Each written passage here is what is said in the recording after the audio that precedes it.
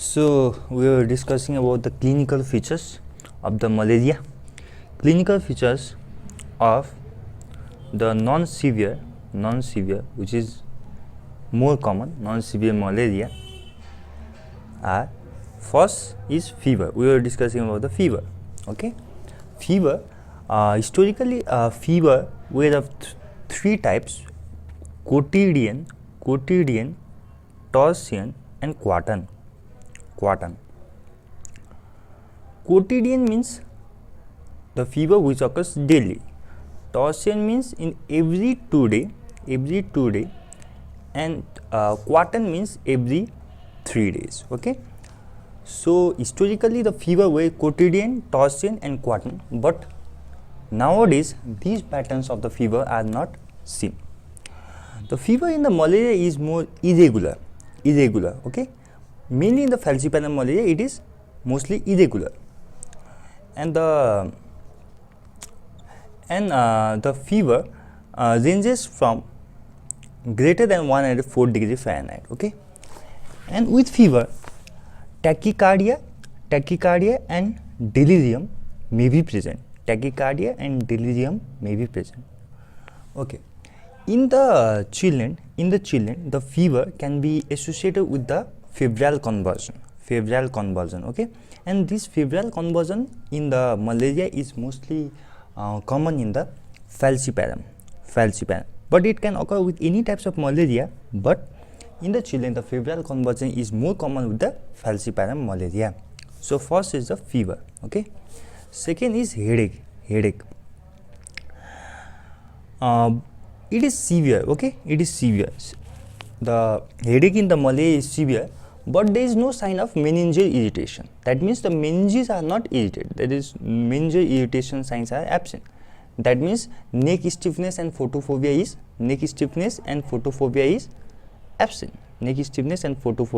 absent. Okay. Third is myalgia, muscle pain. Okay, but it is not as severe as in dengue.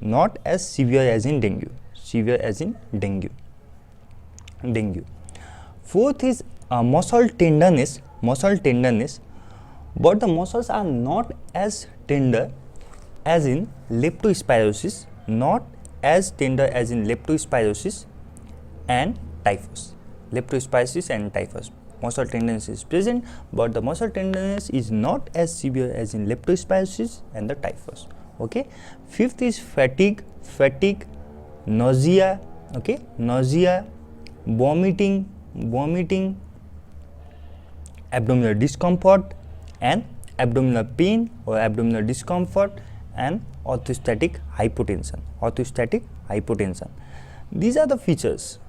Okay, these are the features which are present in the non-severe forms of the malaria. Okay,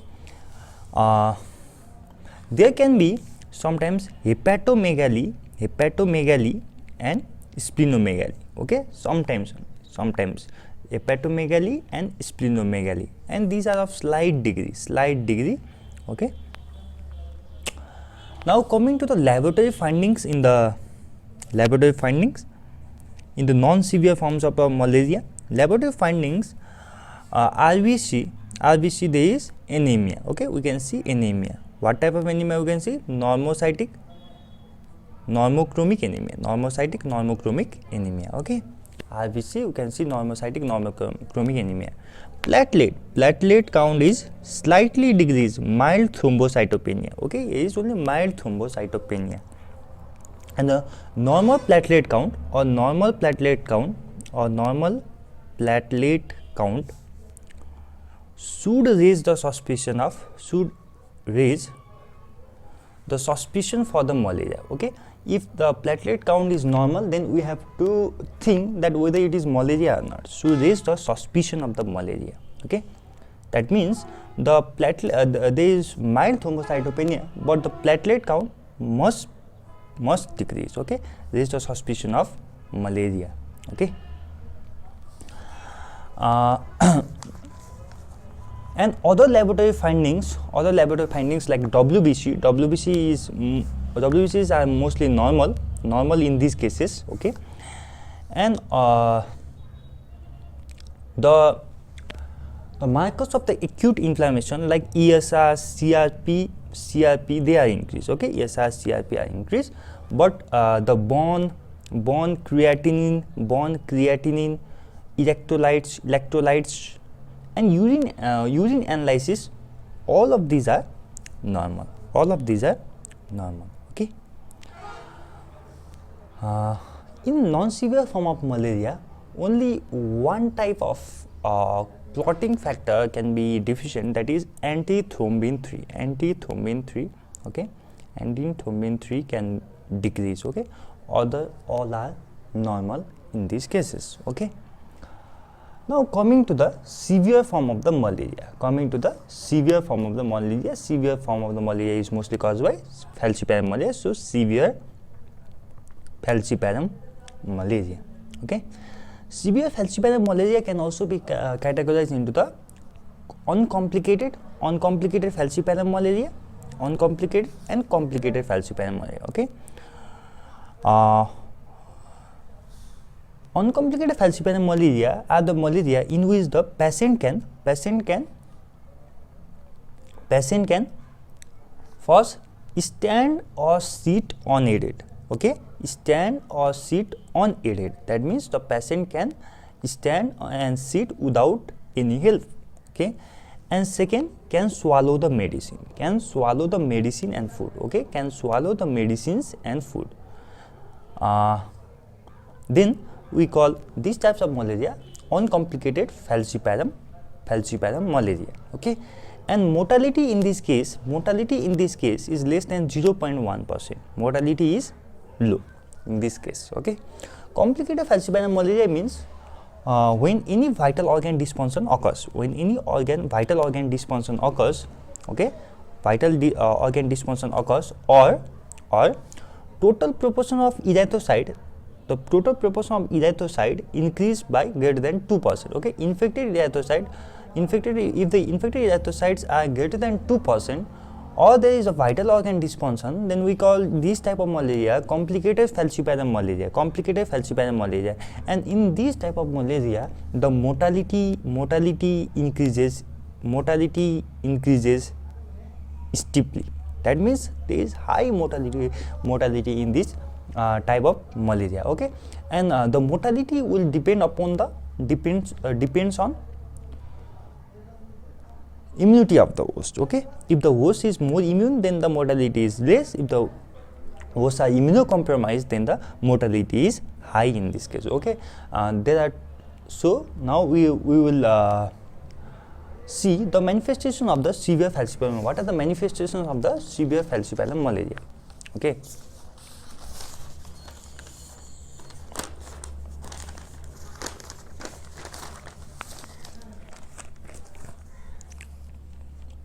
Manifestations of severe falciparum malaria. Okay, severe falciparum malaria manifests as major manifestation. We have two types of manifestation: major manifestation and minor manifestations. Okay, this is the table I have taken from the Addison's 20th edition. Okay, major manifestation. First, let us go from head to the foot. Okay, first is CNS. What are the things that can occur in CNS? One is on-arousal coma or cerebral malaria. Second is convulsions. Okay, in lungs, what can happen? Lungs, two things: pulmonary edema or ARDS, acute respiratory distress syndrome. Okay, ARDS. In heart, what can happen? Hypotension or shock. Okay, in kidney failure, renal failure. Okay, metabolic, what can be the disturbances in the metabolism? One is acidemia or acidosis, and second is the hypoglycemia. Okay, And in hematology, okay, one is severe normocytic normochromic anemia,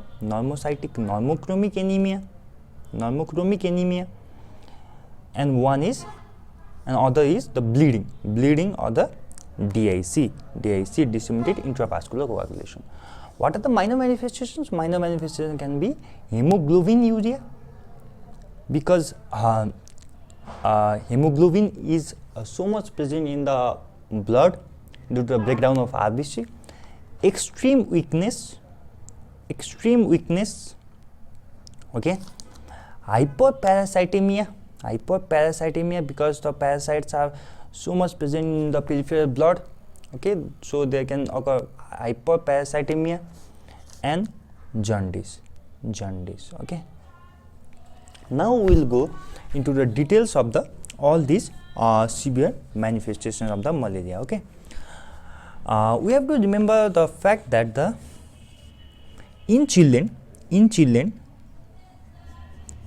okay, so in children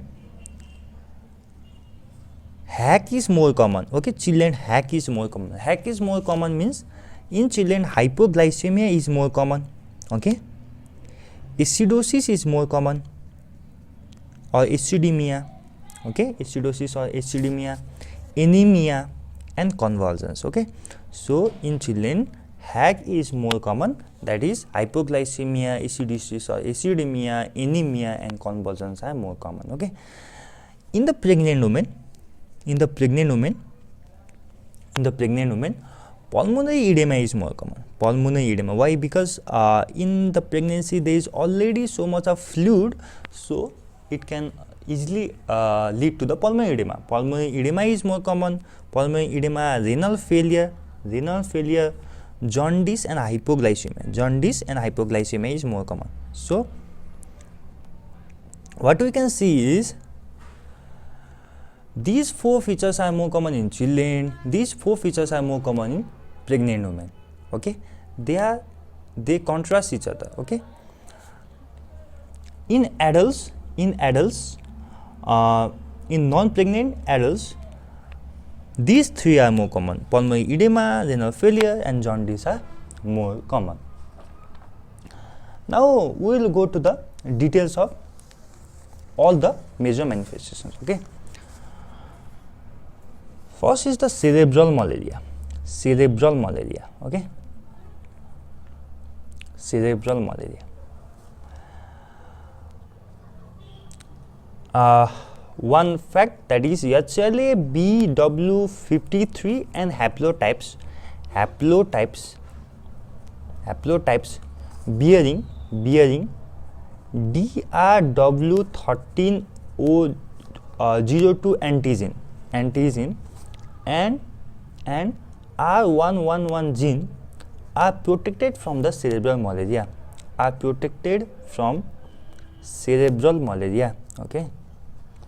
This is a fact, okay, and we have to remember this. HLA-BW53, okay. Cerebral malaria is a omnious manifestation, okay. It can lead to the mortality, even with the treatment, it can lead to the mortality, okay. And mortality is nearly 20% in adult and 15% in children, even with the treatment, okay. So any obtudation, we have to remember this, any obtudation, delirium, or abnormal behavior, any obtudation, delirium or the abnormal behavior in a case of malaria, in a case of falciparum malaria, should be taken seriously, okay. And the cerebral malaria manifests as mostly as diffuse symmetrical encephalopathy, diffusely, okay. So diffusely there is the involvement of cerebrum more than focal, okay. There is diffuse involvement, diffuse symmetrical greater than focal. And signs of, we have already discussed that the signs of meningeal irritations are absent. Only three types of reflexes are absent. Reflexes are affected. First is the eyes are divergent.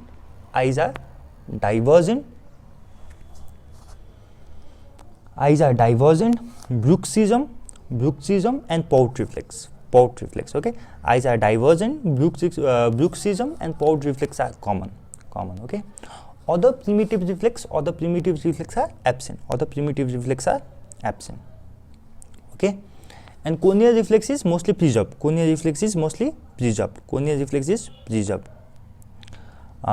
Except in the case of deep coma, corneal reflex is preserved. Muscle tone can be increased or decreased. Okay, tendon reflex can be variable. Plantar reflex can go towards the flexion or the extension. Okay, and important is the abdominal and cremasteric reflex. Abdominal and cremasteric reflex are absent. Okay, abdominal and cremasteric reflex are absent. Abdominal and cremasteric reflex are absent. Abdominal and cremasteric reflex are absent. And we can find the different types of manifestations on the eyes. Okay, so on doing the fundoscopy, we can see in 15% of cases we can see the retinal hemorrhage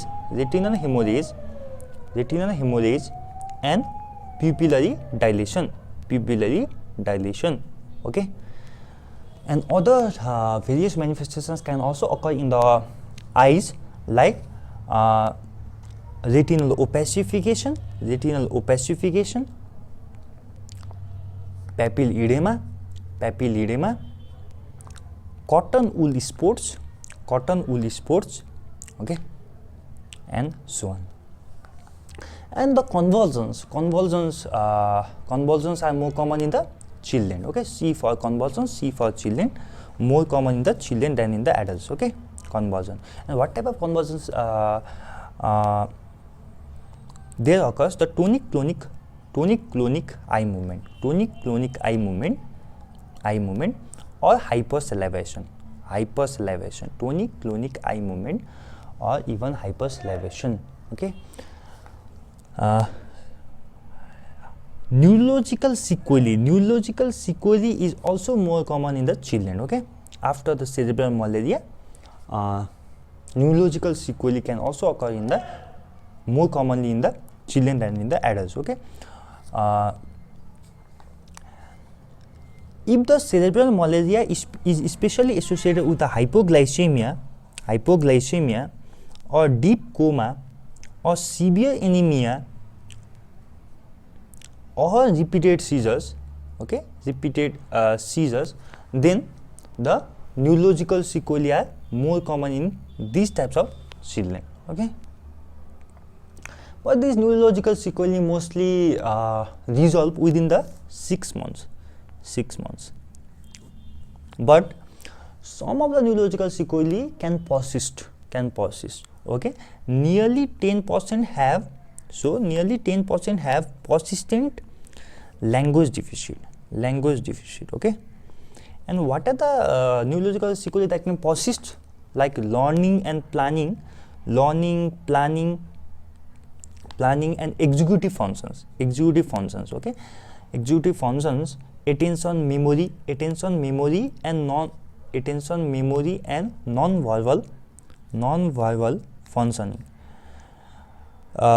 These type of executive functions can be deficient in the children surviving from the cerebral malaria. Okay, and the children who had cerebral malaria increase risks of epilepsy. Okay, and their life expectancy is decreased.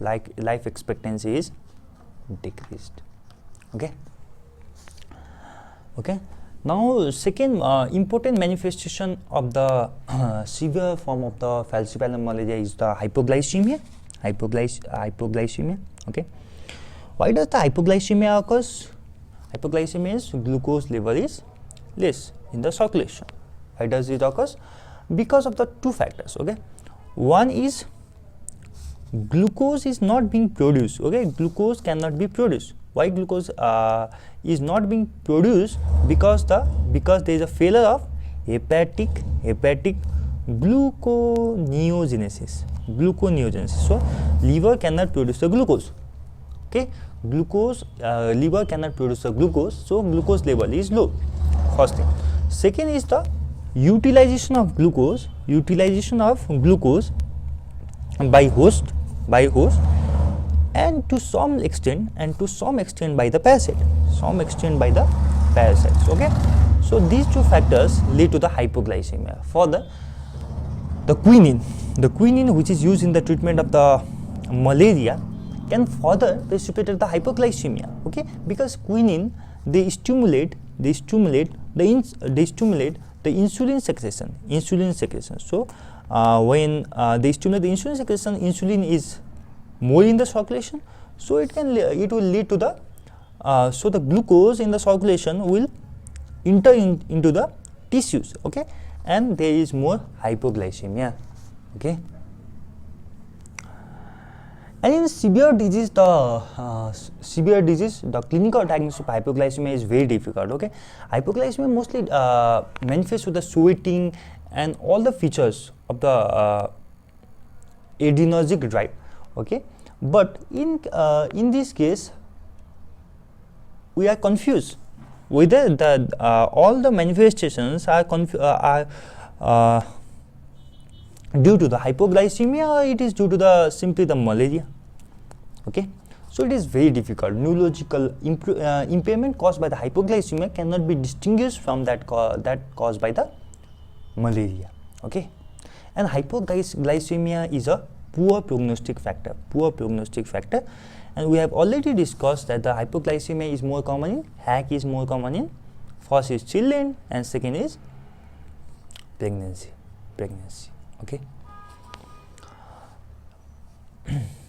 third manifestation is the acidosis. Why there is acidosis? Because of three factors. Okay,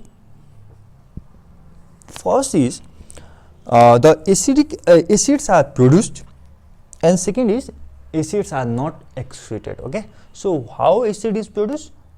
First, by the anaerobic glycolysis. We have already discussed in the pathophysiology that due to the microcirculatory flow obstruction, there occurs the anaerobic glycolysis. Okay, and this results in the production of the lactic acid. Okay, and so there is acidosis. Okay, second is the lactate is also produced by the production by parasites. Okay, parasites also produce the lactate.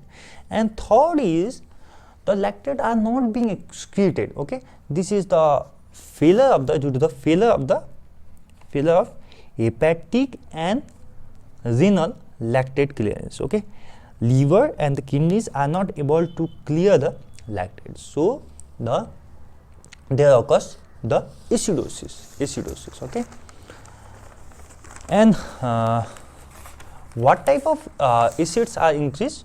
Three types. Okay, one is hydroxy butyric acid, hydroxy phenyl lactic acid, alpha hydroxy butyric acid, and beta hydroxy butyric acid. Okay, means these three types of acids are increased. And another very much important fact is that the plasma concentration of the lactate is the most important factor in the prognosis. Okay, we have to write this. The plasma concentration of bicarbonate or lactate are best chemical prognostic factor, are the best mostly biochemical prognostic factor in severe malaria. Okay, and when there is a lactic acidosis, it can lead to circulatory failure. Another manifestation of the severe form of the falciparum malaria is a non-cardiogenic pulmonary edema. Another form is the another important manifestation is the non-cardiogenic, that means not due to the heart, non-cardiogenic pulmonary edema, which is also called ARDS, okay, acute respiratory distress syndrome. But why does the ARDS occurs in the severe form of the falciparum malaria? We have no reason, so unclear pathophysiology or pathogenesis. But we have already discussed the ARDS is more common in pregnant, okay, pregnancy more common than adults than in children. And this ARDS is mostly precipitated by vigorous administration of IV fluid, okay. And renal impairment, okay, kidney failure we have already discussed, okay. The renal impairment in the severe form of falciparum malaria occurs as AKI, acute kidney injury, okay. The mechanism is unclear, but it is thought due to the erythrocyte sequestration and agglutination, okay. The erythrocytes are sequestered and they are agglutinated in the microcirculation of the kidney, okay, so there is acute kidney injury, okay, clinically as acute kidney injury or acute tubular necrosis.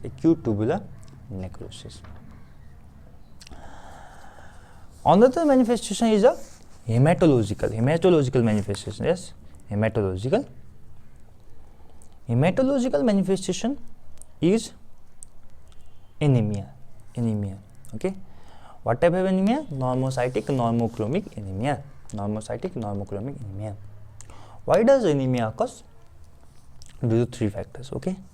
First is RBC removal by the spleen is increased because the spleen has increased its filtration function. So both the infected and the uninfected RBCs are removed by the spleen, okay.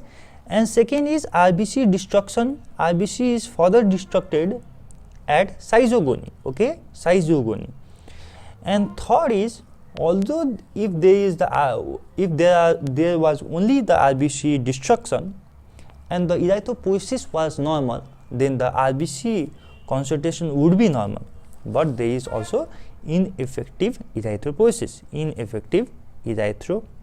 okay. These three factors lead to anemia. Okay. And we have to remember one fact: degree of deformability. Okay, more the RBCs are deformed, more they are susceptible to be destructed. Okay, so the degree of deformability, degree of deformability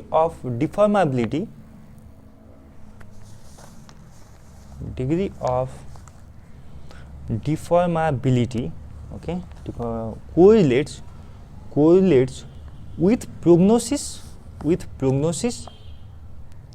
and development of anemia.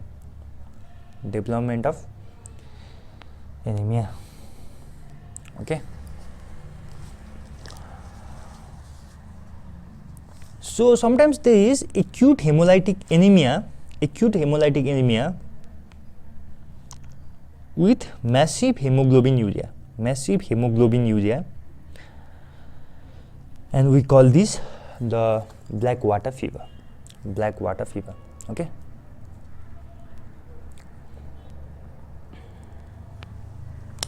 and other hematological manifestations I have already discussed that there is a platelet counts are decreased, there is thrombocytopenia there, but it is mild. However, a normal platelet count should raise the suspicion for the malaria, diagnosis of malaria. And DIC and hematemesis can also occur, and acute gastric ulcerations, erosions are rare. Liver dysfunction, okay. Liver dysfunctions, there are three types. First, due to hemolysis. Second is due to hepatic injury, and third is due to the cholestasis. Okay, and if this liver dysfunction is not associated with other vital organ dysfunctions, that means there is only liver dysfunction, then it has good prognosis. However, if the liver dysfunction is associated with the other vital organ dysfunctions, then it carries the poor prognosis. Okay, this liver dysfunction will contribute to what? It will contribute to the hypoglycemia, okay, because the hepatic gluconeogenesis cannot occur. Lactic acidosis, because the lactic acid which is being produced cannot be cleared, and impaired drug metabolism. Okay. And the other complications that can be associated with the severe falciparum malaria is predisposition to the severe falciparum malaria, okay, AIDS, HIV/AIDS, and malnutrition. If there is the association of HIV/AIDS and malnutrition, they can lead to the severe form of the malaria, okay. And if the anemia is associated with the concurrent anemia, okay, there is already anemia present in the person, such as due to the hukum, okay, hukum infestation, then the anemia will be severe, okay. And sometimes septicemia can occur. We ask for septicemia with Salmonella species, okay. And in the patients who are in the ICUs, okay, ICU for a long time, then there can occur the chest infections and catheter induced UTI in the persons who are unconscious for greater than 3 days, okay, 3 days.